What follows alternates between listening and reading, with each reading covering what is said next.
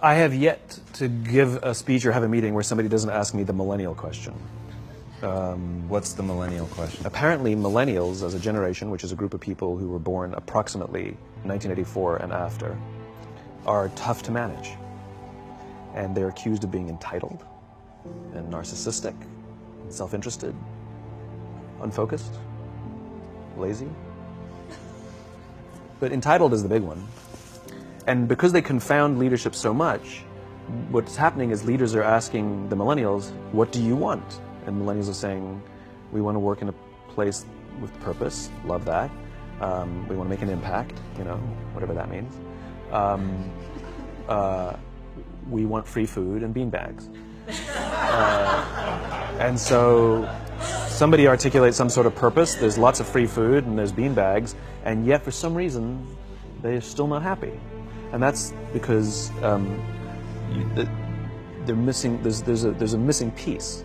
What I've learned is that I can break it down into four pieces. Right? There are four things, four characteristics. One is parenting. The other one is technology. The third is impatience, and the fourth is environment. The generation that we call the millennials, too many of them grew up subject to, not my words, failed parenting strategies. Where, for example, they were told that they were special all the time.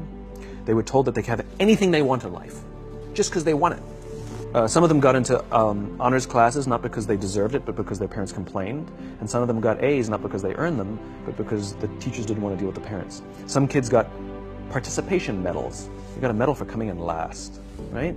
Which the science we know is pretty clear, which is it devalues the medal and the reward for those who actually work hard, and it actually makes the person who comes in last feel embarrassed because they know they didn't deserve it, so it actually makes them feel worse, right? So you take this group of people, and they graduate school, and they get a job, and they're thrust into the real world, and in an instant, they find out they're not special, their moms can't get them a promotion, that you get nothing for coming in last, and by the way, you can't just have it because you want it. And in an instant, their entire self-image is shattered.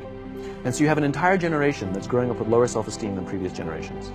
The other problem, to compound it, is we're growing up in a Facebook, Instagram world. In other words, we're good at putting filters on things. We're good at showing people that life is amazing even though I'm depressed. And so everybody sounds tough, and everybody sounds like they got it all figured out. And the reality is there's very little toughness, and most people don't have it figured out. And so when the more senior people say, well, what should we do? They sound like, this is what you got to do. And they have no clue. Right? So you have an entire generation growing up with lower self-esteem than previous generations, right? Through no fault of their own. Through no fault of their own, right? They were dealt a bad hand. Now let's add in technology. We know that engagement with social media and our cell phones releases a chemical called dopamine.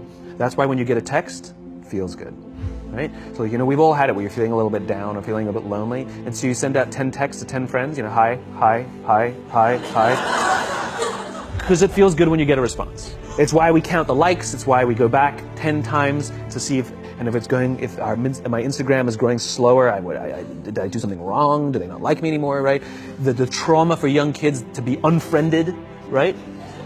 Because we know when you get a hit of dopamine, which feels good. It's why we like it, it's why we keep going back to it. Dopamine is the exact same chemical that makes us feel good when we smoke, when we drink, and when we gamble. In other words, it's highly, highly addictive, right? We have age restrictions on smoking, gambling, and alcohol, and we have no age restrictions on social media and cell phones, which is the equivalent of opening up the liquor cabinet and saying to our teenagers, hey, by the way, this adolescence thing, if it gets you down... But that's basically what's happening. That's basically what's happening, right? That's basically what happened. You have an entire generation that has access to an addictive, numbing chemical called dopamine through social media and cell phones as they're going through the high stress of adolescence. Why is this important? Almost every alcoholic discovered alcohol when they were teenagers. When we're very, very young, the only approval we need is the approval of our parents. And as we go through adolescence, we make this transition where we now need the approval of our peers. Very frustrating for our parents, very important for us. It allows us to acculturate outside of our immediate families into the broader tribe, right? It's a highly, highly stressful and anxious period of our lives, and we're supposed to learn to rely on our friends. Some people, quite by accident, discover alcohol and numbing effects of dopamine to help them cope with the stresses and anxieties of adolescence. Unfortunately, that becomes hardwired in their brains, and for the rest of their lives, when they suffer significant stress, they will not turn to a person, they will turn to the bottle. Social stress, financial stress, career stress, that's pretty much the primary reasons why an alcoholic drinks, right? What's happening is, because we're allowing unfettered access to these dopamine-producing devices and media, basically it's becoming hardwired, and what we're seeing is, as they grow older, too many kids don't know how to form deep, meaningful relationships. Their words, not mine. They will admit that many of their friendships are superficial. They will admit that their friends, that they don't count on their friends, they don't rely on their friends, they have fun with their friends, but they also know that their friends will cancel on them if something better comes along. Deep, meaningful relationships are not there because they never practice the skill set, and worse, they don't have the coping mechanisms to deal with stress. So when significant stress starts to show up in their lives, they're not turning to a person, they're turning to a device, they're turning to social media, they're turning to these things which offer temporary relief. We know, the science is clear, we know that people who spend more time on Facebook suffer higher rates of depression than people who spend less time on Facebook. These things balance. Alcohol is not bad, too much alcohol is bad. Gambling is fun, too much gambling is dangerous. There's nothing wrong with social media and cell phones. It's the imbalance. If you're sitting at dinner with your friends and you're texting somebody who's not there, that's a problem. That's an addiction. If you're sitting in a meeting with people you're supposed to be listening to and speaking, and you put your phone on the table, face up or face down, I don't care, that sends a subconscious message to the room that you're just not that important to me right now, right? That's what happens. And the fact that you cannot put it away is because you are addicted, right? If you wake up and you check your phone before you say good morning to your girlfriend, boyfriend, or spouse, you have an addiction. And like all addiction, in time, it'll destroy relationships, it'll cost time, and it'll cost money, and it'll make your life worse. So you have a generation growing up with lower self-esteem that doesn't have the coping mechanisms to deal with stress. Now you add in the sense of impatience. They've grown up in a world of instant gratification. You want to buy something, you go on Amazon, it arrives the next day. You want to watch a movie? Log on and watch a movie. You don't check movie times. You want to watch a TV show? Binge. You don't even have to wait week to week to week, right? I know people who skip seasons just so they can binge at the end of the season, right? Instant gratification. You want to go on a date? You don't even have to learn how to be like, hey. You don't even have to learn and practice that skill. You don't have to be the uncomfortable one who says yes when you mean no, and says no when you mean no, but yes when you... You don't have to swipe right. Bang, I'm a stud. Right? You don't have to learn the social coping mechanisms. Everything you want, you can have instantaneously. Everything you want, instant gratification. Except job satisfaction and strength of relationships, there ain't no app for that. They are slow, meandering, uncomfortable, messy processes. And so I keep meeting these wonderful, fantastic, idealistic, hardworking, smart kids. They just graduated school. They're in their entry-level job. I sit down with them and I go, how's it going? They go, I think I'm going to quit. I'm like, why? They're like, I'm not making an impact. I'm like, you've been here 8 months. You know? It's as if they're standing at the foot of a mountain and they have this abstract concept called impact that they want to have in the world, which is the summit. What they don't see is the mountain. I don't care if you go up the mountain quickly or slowly, but there's still a mountain. And so what this young generation needs to learn is patience.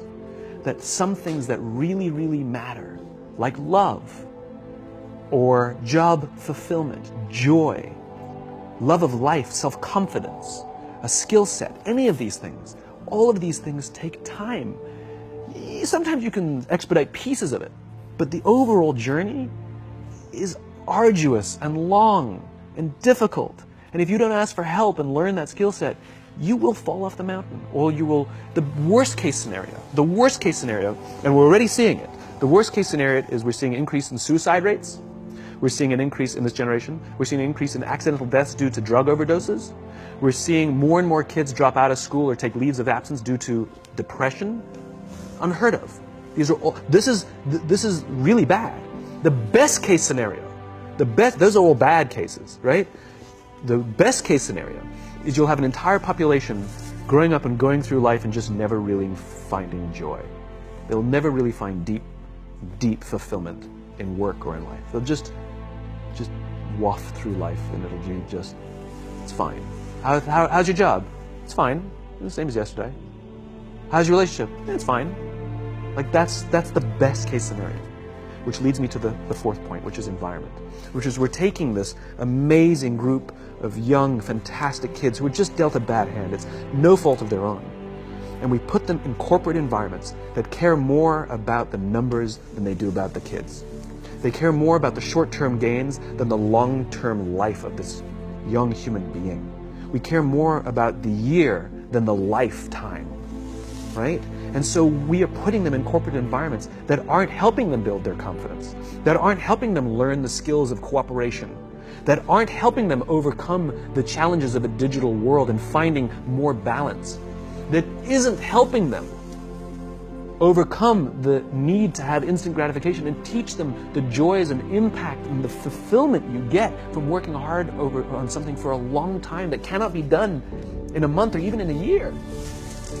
And so we're thrusting to them in corporate environments, and the worst part about it is they think it's them. They blame themselves. They think it's them who can't deal. And so it makes it all worse. It's not. I'm here to tell them it's not them. It's the corporations, it's the corporate environments, it's the total lack of good leadership in our world today that is making them feel the way they do. They were dealt a bad hand, and I hate to say it, but it's the company's responsibility. Sucks to be you, like we have no choice, right? This is what we got, and I wish that society and their parents did a better job. They didn't. So we're getting them in our companies, and we now have to pick up the slack. We have to work extra hard to figure out the ways that we build their confidence. We have to work extra hard to find ways to teach them the social skills that they're missing out on. There should be no cell phones in conference rooms. None. Zero. And I don't mean the kind of like sitting outside waiting to text. I mean like when you're sitting and waiting for a meeting to start, this is what we all do. We all sit here and wait for the meeting to start. Meeting starting? Okay. And we start the meeting. No, that's not how relationships are formed. Remember we talked about it's the little things? Relationships are formed this way. We're waiting for a meeting to start and we go, how's your dad? I heard he was in the hospital. Oh, he's really good. Thanks for asking. He's actually at home now. Oh, I'm really glad. That was really amazing. I know, it was really scary for him. That's how you form relationships. Hey, did you ever get that report done? Oh my God, no, I didn't. I'll help you out. Can I help you out with that? Really? That's how trust forms. Trust doesn't form in an event, in a day. Even bad times don't form trust immediately. It's the slow, steady consistency. And we have to create mechanisms where we allow for those little innocuous interactions to happen. But when we allow cell phones in conference rooms, we just, okay, have the meeting. And then my favorite is like when there's a cell phone there and you go like this, you go. It rings and you go. I'm not going to answer that. Mr. Magnanimous, you know? When you're out for dinner with your friends, like I do this with my friends. When we're going out for dinner and we're leaving together, we'll leave our cell phones at home. Who are we calling? Maybe one of us will bring the phone in case we need to call an Uber or take a picture of our meal. That goes without saying, come on. I'm an idealist, but I'm not insane. You know? Not a heathen. I mean, it looked really good. We'll take one phone. And so it's like an alcoholic. The reason you take the alcohol out of the house is because we cannot trust our willpower. We're just not strong enough. But when you remove the temptation, it actually makes it a lot easier. And so when you just say, don't check your phone, people literally will go like this. And somebody will go to the bathroom, and what's the first thing we do? Because I wouldn't want to look around the restaurant for a minute and a half. But if you don't have the phone, you just kind of enjoy the world. And that's where ideas happen. The constant engagement is not where you have innovation and ideas. Ideas happen when our minds wander and we go, and you see something, I think I could do that. That's called innovation, right? But we're taking away all those little moments, right? You should not, and none of us should charge our phones by our beds. We should be charging our phones in the living rooms, right? Remove the temptation. You wake up in the middle of the night because you can't sleep, you won't check your phone, which makes it worse. But if it's in the living room, it's relaxed, it's fine. But it's my alarm clock. Buy an alarm clock. They cost $8, right? I'll buy you an alarm.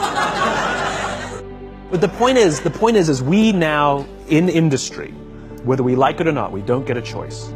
We now have a responsibility to make up the shortfall and to help this amazing, idealistic, fantastic generation build their confidence, learn patience, learn the social skills, find a better balance between life and technology. Because, quite frankly, it's the right thing to do.